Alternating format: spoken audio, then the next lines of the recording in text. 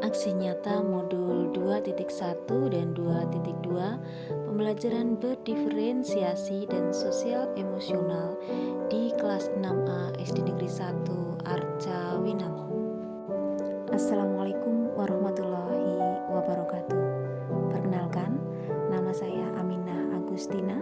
Saya calon guru penggerak dari Kabupaten Banyumas. Pembelajaran dilakukan melalui WA grup kelas 6A yaitu ARSA. Assalamualaikum warahmatullahi wabarakatuh. Selamat pagi anak-anakku. Apa kabar kalian hari ini? Alhamdulillah anak-anakku dalam kondisi sehat dan bahagia ya. Siap untuk pembelajaran. Mari kita berdoa terlebih dahulu. Anak-anak, tadi kita sudah berdoa ya nak ya. Sebelum pembelajaran dimulai, mari kita mengenali emosi dalam diri kita.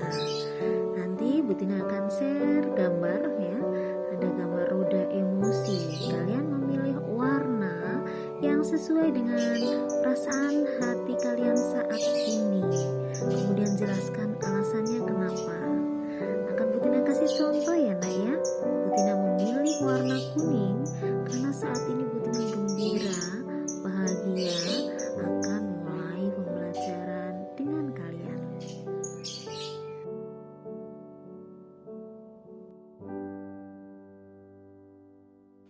Alhamdulillah setelah Bu Tina baca, hampir semua anak merasa senang dan nyaman serta tenang untuk memulai pembelajaran. Anak-anak, kita mulai ya. Hari ini kita akan membahas tentang masa pubertas ya.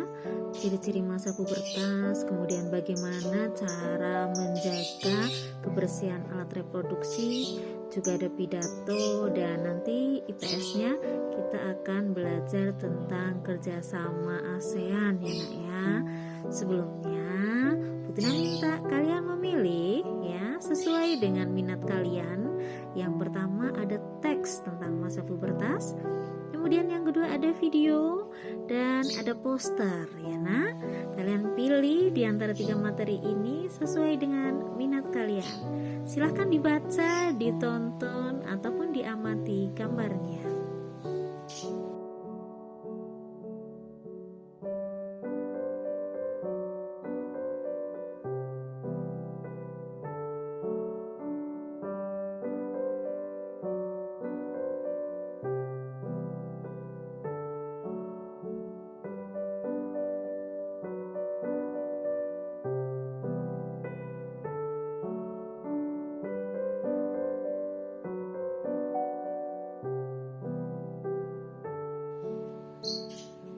Setelah tadi materi yang sudah Bu Tina share dan juga sedikit penjelasan dari Bu Tina minta kalian mengamati perubahan yang terjadi dalam diri kalian semasa pubertas. Karena kalian sekarang kelas 6, Bu Tina yakin sudah banyak yang mengalami masa pubertas. Tapi bagi yang belum, kalian bisa mengamati kakak kalian atau kakak sepupu kalian. Silahkan diamati bagaimana perubahan. Nanti kalian mengamati perubahan dalam tubuh kalian. Apa saja yang berubah dalam tubuh kalian semasa pubertas ini ya. Nanti kalian boleh memilih ya karyanya. Nanti boleh memilih membuat video boleh, menggunakan poster dengan Canva juga boleh ya. Kemudian membuat laporan juga boleh. Nanti sesuai dengan minat kalian ya nak. Bisa membuat poster, laporan ataupun video.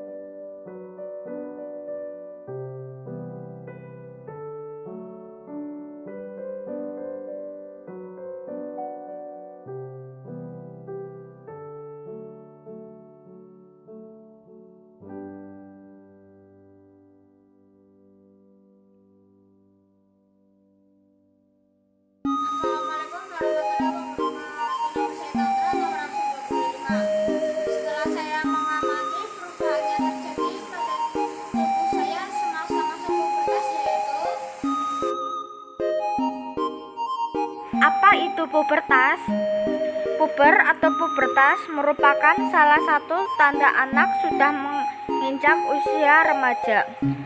Diketahui bahwa waktu puber berbeda.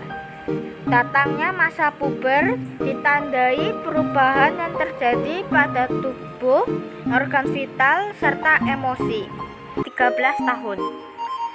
Ciri-ciri masa puber yaitu penis membesar. Membesarnya ukuran testis atau penis. Selanjutnya diikuti dengan tumbuhnya rambut halus di area kemaluan dan ketiak. 2. Perubahan suara. Suara terdengar lebih berat.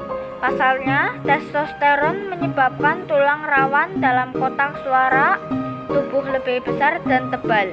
Inilah yang menyebabkan pita suara bergetar di frekuensi yang lebih rendah sehingga suara terdengar lebih berat atau dalam.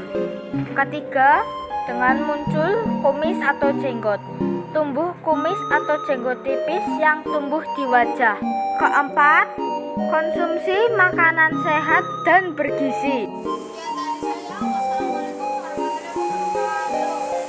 Assalamualaikum warahmatullahi wabarakatuh. Nama saya Gata, nomor absen 30. Saya memang belum mengalami ciri-ciri pubertas, tapi setelah saya mengamati kakak sepupu saya yang sedang menjalani masa pubertas, dia mempunyai ciri-ciri sudah tumbuh jakun, tumbuh rambut di ketiak, dada sudah membidang, dan tumbuh jerawat. Demikianlah ciri-ciri pubertas anak laki-laki yang saya ketahui.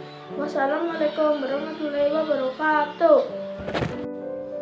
Materi cara menjaga kebersihan alat reproduksi saat masa pubertas.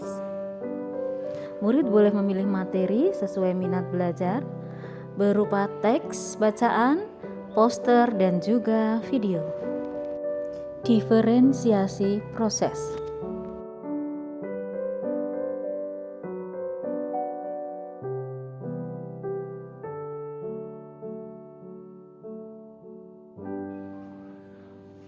Tadi kalian sudah mengamati materi berupa video ataupun teks ya tentang bagaimana cara menjaga alat kebersihan reproduksi semasa pubertas, dan juga tadi ada poster yang sudah Bu Tina share juga. Dan setelah penjelasan sedikit dari Bu Tina tadi, Bu Tina yakin kalian sudah paham ya nak ya. Untuk itu mari kita membuat karya, mari berkreasi tentang bagaimana cara menjaga kebersihan alat reproduksi. Kalian boleh memilih sesuai minat kalian tentu saja. Boleh dalam bentuk video ataupun poster dengan Canva, boleh juga bisa dalam bentuk laporan. Kalian boleh memilih ya nak ya. Silahkan, Bu Tina tunggu kreativitas dari anak-anak hebat kelas 6A SD Negeri 1 Arcalinangun.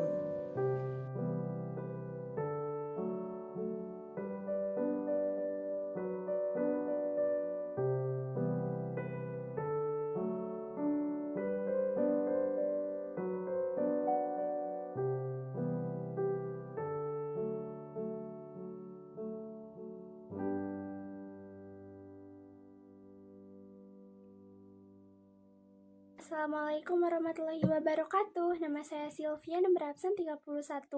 Hari ini saya akan menjelaskan bagaimana caranya menjaga atau merawat kesehatan organ reproduksi. Jadi yang pertama, menjaga kebersihan reproduksi. Caranya, pakai pakaian dalam dan celana dalam diganti minimal 2 kali sehari. Selanjutnya, gunakan pakaian dalam atau celana dalam berbahan menyerap keringat. Dan selanjutnya, pakailah handuk yang bersih, kering, tidak lembab, dan bau. Dan untuk perempuan, setelah buang air kecil, cara ceboknya dari arah depan ke belakang, agar kuman dari anus tidak ikut ke organ reproduksi. Dan bagi laki-laki, sangat dianjurkan untuk disunat atau hitan, agar terhindar dari kanker penis, kanker leher rahim pada istrinya. Jadi, marilah kita menjaga kesehatan organ reproduksi. Terima kasih. Wassalamualaikum warahmatullahi wabarakatuh.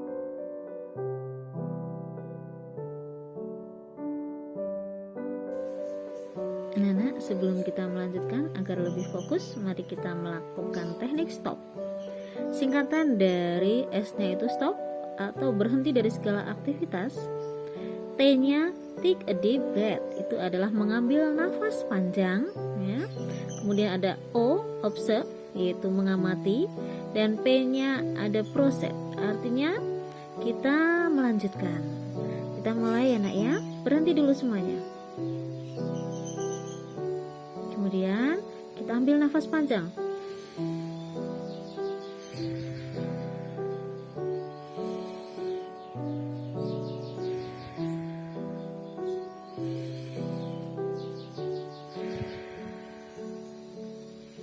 Sesudah itu ya, kita mengamati keadaan sekeliling kita. Amati tubuhmu baik-baik ya nak. Kemudian yang terakhir adalah proses. Kita melanjutkan. Mari kita lanjutkan nak. Stop atau berhenti. Yang kedua, take air separate atau ambil napas panjang.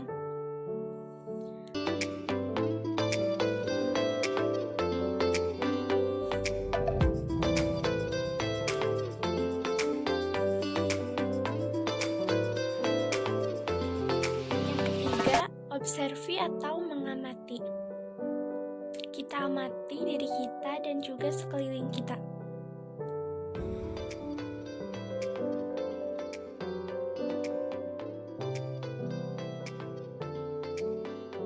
Dan yang terakhir adalah proceed atau lanjutkan. Kita melanjutkan teknik tersebut ya, teknik stop. Terima kasih. Wassalamualaikum warahmatullahi wabarakatuh. Materi selanjutnya bahasa Indonesia. Murid boleh memilih untuk membaca teks pidato atau menonton video pidato tentang COVID. Diferensiasi proses.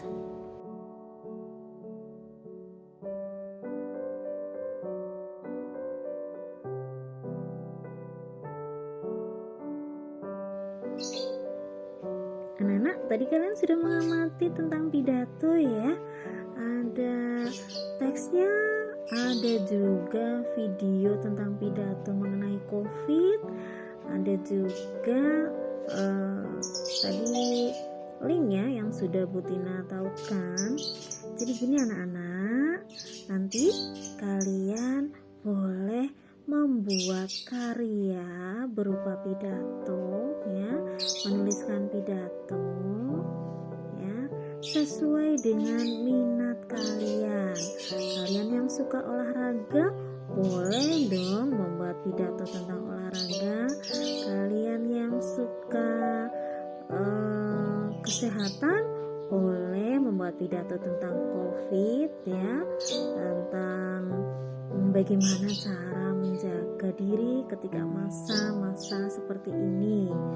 Kalian yang suka budaya boleh membuat pidato tentang budaya, boleh membuat pidato tentang pendidikan, tentang apa saja yang kalian suka. Temanya sesuai minat kalian ya. Yang penting dalam pidato tadi ya, yang pidato yang akan kita buat seperti yang dicontohkan tadi harus memuat 3 hal ya nak ya. Ada pendahuluan, ada isi, dan juga penutup. Selamat membuat pidato sesuai dengan minat kalian.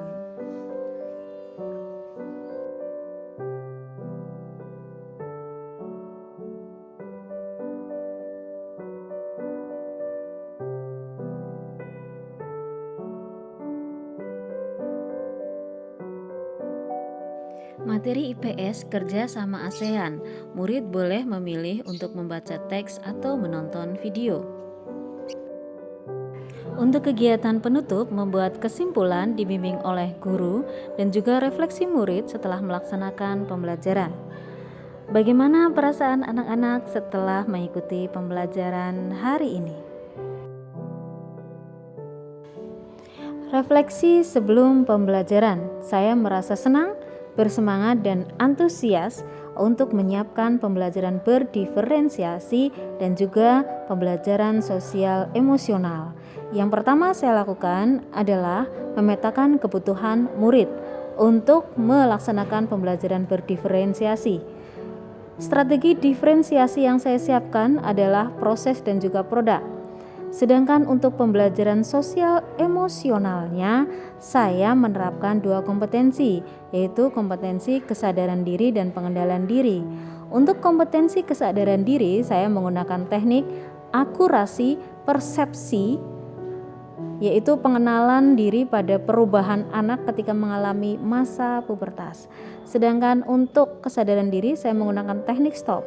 Tapi pada pembukaan saya juga sudah melakukan kompetensi awal, yaitu pengenalan emosi pada anak di awal pembelajaran. Refleksi setelah melaksanakan pembelajaran, saya merasa senang dan bahagia karena murid-murid saya juga merasakan kebahagiaan yang sama dengan saya, karena ini berbeda dari pembelajaran sebelum-sebelumnya. Saya menggunakan pembelajaran berdiferensiasi dan juga pembelajaran sosial emosional. Hasilnya tentu saja berbeda dengan pembelajaran sebelumnya, karena di sini saya bisa lebih memahami murid, memahami keberagamannya, dan kemudian bisa melakukan pembelajaran ini dengan hasil yang sangat memuaskan. Lebih baik daripada sebelum saya melaksanakan pembelajaran berdiferensiasi dan juga pembelajaran sosial emosional. Dan saya berhasil menerapkan teknik yang sudah saya rencanakan, semuanya tercapai dalam pembelajaran kali ini, sehingga targetnya juga tercapai dengan maksimal. Untuk materi sangat sesuai dengan kebutuhan murid, karena pada saat ini anak-anak kelas 6 sedang mengalami masa pubertas, dan materi kali ini adalah tentang pubertas. Pembelajaran yang saya dapat setelah melaksanakan pembelajaran berdiferensiasi dan juga pembelajaran sosial emosional, saya merasakan banyak sekali manfaatnya, yaitu saya lebih memahami murid, lebih mengerti kebutuhan murid, dan lebih untuk siap menyiapkan apa yang menjadi kebutuhan murid. Untuk kendala yang terjadi di kelas saya adalah ada beberapa murid yang tidak memiliki HP sendiri, jadi harus menunggu orang tua bekerja pulang, kemudian menggunakan HP orang tua mereka untuk mengakses pembelajaran. Jadi pengiriman tugasnya agak terlambat, tapi tetap pada hari itu juga. Dan cara saya untuk mengatasinya adalah berkomunikasi dengan orang tua, berkolaborasi, sehingga anak tetap mengikuti pembelajaran dan juga tetap melaksanakan tugasnya. Untuk rencana perbaikan ke depannya, saya ingin lebih menyiapkan pembelajaran berdiferensiasi dan sosial emosional secara lengkap menggunakan 3 strategi, yaitu strategi isi atau konten, proses, dan juga produknya. Kemudian untuk pembelajaran dengan menggunakan sosial emosional, saya juga ingin menerapkan 5 kompetensi, yaitu kompetensi kesadaran diri, pengelolaan diri, kesadaran sosial, keterampilan berhubungan sosial atau daya lenting, resiliensi, serta pengambilan keputusan yang bertanggung jawab. Dalam 3 ruang lingkup, yaitu rutin, terintegrasi dalam mata pembelajaran, serta protokol menjadi budaya atau aturan sekolah yang menjadi kesepakatan bersama.